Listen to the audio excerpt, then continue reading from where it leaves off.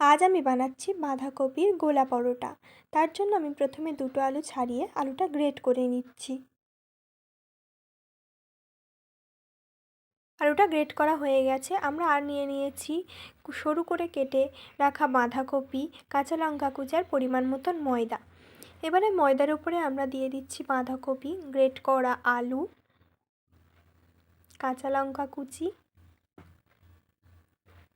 পরিমাণ মতো লবণ, হলুদ গুঁড়ো দিয়ে আমরা ময়দার সাথে ওটা কিছুক্ষণ মিশিয়ে নিয়ে ওর উপরে অল্প অল্প করে জল দিয়ে এটা আমরা একটু ঘন করে মেখে নেব।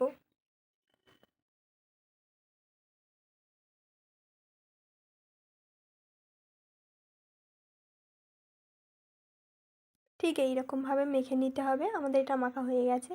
এবারে আমরা কড়াইতে সামান্য তেল দিয়ে দিচ্ছি।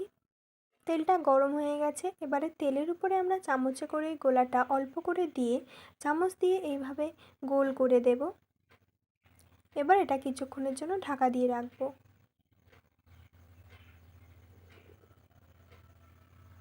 এক সাইড এবার উল্টে দিয়ে আবার কিছুক্ষণ ঢাকা দিয়ে রাখবো।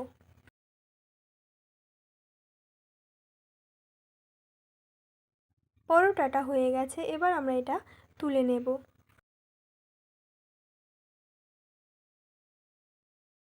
এইভাবে আমি আরেকটা করে নিচ্ছি।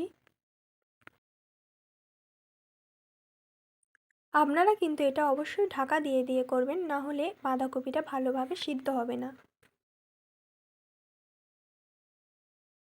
আমি এইভাবে আরও কয়েকটা করে নিচ্ছি। বাঁধাকপির গোলা পরোটা তৈরি হয়ে গেছে। আপনাদের এই ভিডিওটা কেমন লাগলো অবশ্যই কমেন্টে জানাবেন।